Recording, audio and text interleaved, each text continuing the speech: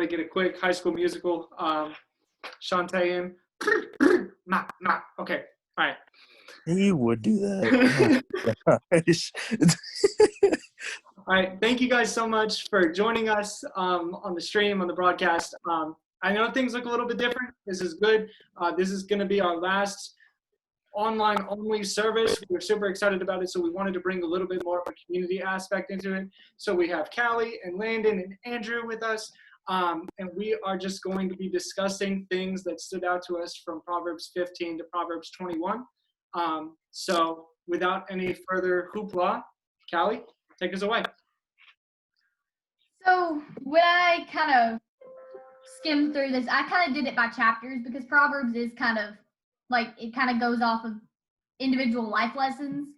So definitely Proverbs 15 was anger and how we are to react to anger and how we are to voice how and what we say. Definitely saying it in the right tones and being careful how we word stuff to be sure that it isn't coming off as offensive but helpful. That's definitely what I got out of that. And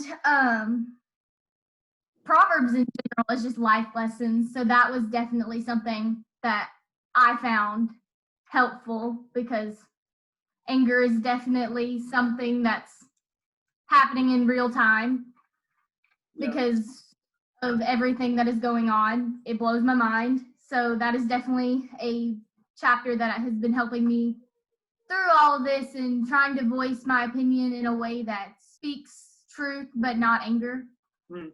Yeah, that's good. My brother actually is taking a hiatus from social media right now because of just how much anger he was seeing from other people and stuff. So that's really good, Callie, to be, just saying like, I want to be able to voice a loving opinion and be able to speak truth and not, hate other people while doing it. And I definitely see the reasons for like social media taking a break, but I also see it as such a helpful way, even with all the anger.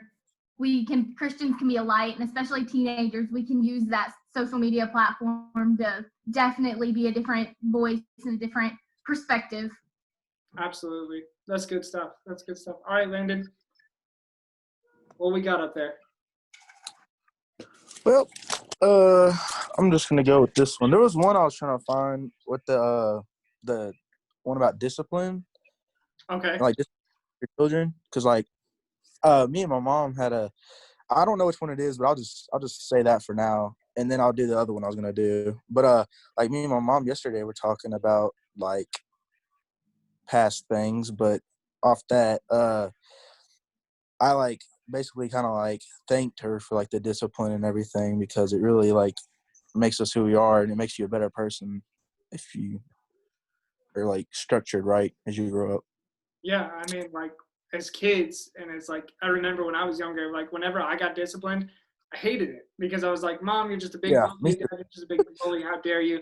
But like looking back on it, we can say, "Wow!" Like, and I know Andrew's even probably experiencing some of that right now. Like, and I'm sure you could speak more on it than I can, but like parents do so much for their kids that they're willing to discipline them out of love. Mm-hmm. Andrew, do you have anything on, discipline and stuff like that? Yeah, that's definitely a lesson I learned. I think from my dad more than anything is the difference between discipline and punishment, and that, one thing I remember he did is he never punished me when he was angry. And it was always really deliberate, not like a knee-jerk reaction like you do something bad and you get smacked or whatever. And now that I have, 4 kids and they're kind of in that stage where they can be pretty aggravating, breaking stuff and being mean to each other, that is really hard not to, just lose my temper and lash out. So I think there's kind of a parallel there in the way that God disciplines us, and that he doesn't mete out punishment because punishment would be death for us. But, it's very deliberate. It's, as Christians, our discipline is for our, correction and improvement in becoming more holy and Christ-like. and not we do something bad and God strikes us with lightning, because he'd be justified to do that. But, because as a parent, that's, the kids are poking each other and you come in and you spank them, and that's the lightning strike, so. All right, Landon, what else did you have? Oh, the other one I was gonna do was 15:1, the first verse. A gentle answer turns away wrath, but a harsh word stirs up anger. Yeah, it's pretty self-explanatory, I guess. Okay, so how do you apply that into your life? Well, I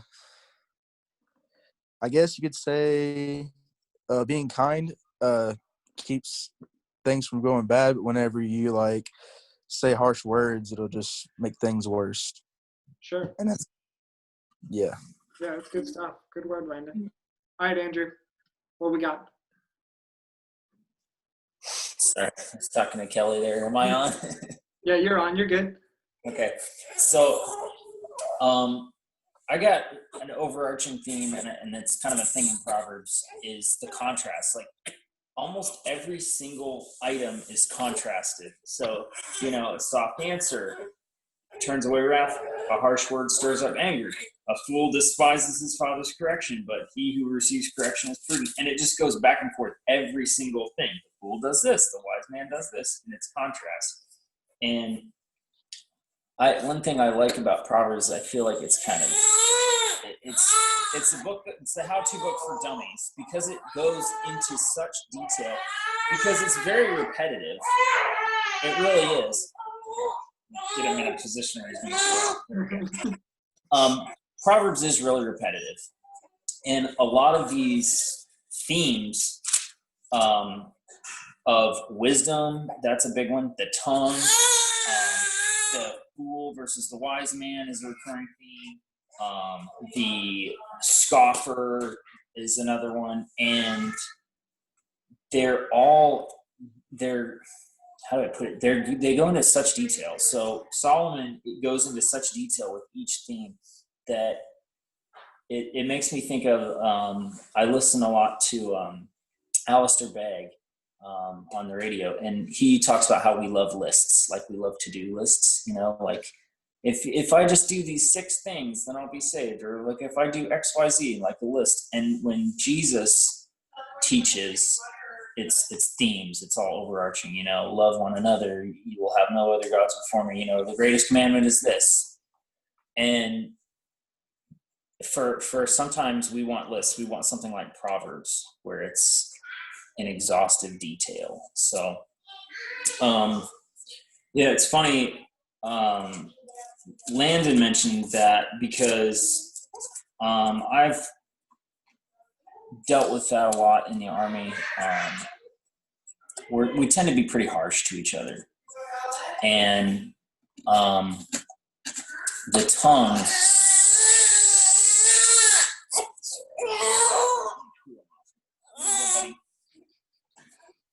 It's a life lesson of gentleness, that if we respond with gentleness to one another, it really does diffuse the situation. And the contrast in Proverbs is always the fool. The fool's lips enter into contention, and his mouth calls for blows. His mouth is his destruction. His lips are the snare of the soul. It's like escalation of force. So you take a bad situation and make it worse. And I think the takeaway for us is that as Christians, even though we're going to be saying things that are offensive to people, because they reject morality, they reject Christ. They don't need to reject us because we're running our mouth in an abrasive way. They're rejecting Christ, not us, not the message as we're delivering it, because we're unkind loudmouths. So sorry to ramble, but that's kind of my takeaway. No, you're good. That's a good word. And really, you guys have touched a lot on what it is that I was going to say. I don't really have a specific verse, but what we see throughout 15 through 21 is just these verses of the tongue, and talking about how our speech is so important. 15:4 says, the soothing tongue is a tree of life, but a perverse tongue crushes the spirit. Proverbs 16:13 Kings take pleasure in honest lips. They value the one who speaks what is right. And Proverbs 18:21 says, the tongue has the power of life and death, and those who love it will eat its fruit. And something that God was teaching me a couple of weeks ago when I read this, and even more now, like during this time, like Callie was talking about, like what we say matters. And the words that we are speaking right now have the power to build people up or tear them down. And so much of what is happening right now is being, just tearing people down. And as Christians, that's not what Jesus would have done. I've seen a lot of posts, people saying, well, Jesus would have done this and Jesus would have done that during this time. And one thing I know for certain is that Jesus would be loving people. And Jesus would be saying words that are building people up. He would be saying words that lead to peace, that would be bringing life. And if we call ourselves followers of Christ, we must do the same thing. We must be, outspoken, but in a loving way, like Callie was saying, and in a gentle way, as Landon was saying. Like, we've got to be ensuring that our words are good and pleasing, because that's who Jesus is that he says words that are good, that are loving, that are rooted and wrapped in love. So yeah, that's what we've got. I just want to encourage you guys that are watching, spend some time reading through these scriptures. I know that we have, and we've taken a lot from it. The Proverbs are a wonderful set of books. Want to encourage you guys, next week we are meeting in person. We're super excited about that. Whoop, whoop. So we want to encourage you guys to be there 6:30 next Wednesday. I'm going to pray, and then we are going to log off. So let me pray. Lord, we just thank you for your word. We thank you for the truth of it. We thank you for the ways that you are speaking into situations that are hectic and crazy, and that you are still in control, and your word still has so much power. And we thank you that we get the privilege of being able to discuss it.